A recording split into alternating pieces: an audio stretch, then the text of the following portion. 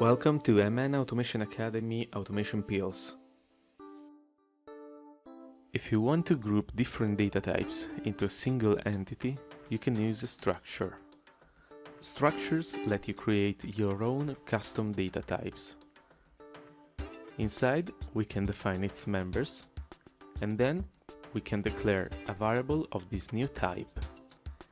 You can access its members using a dot notation.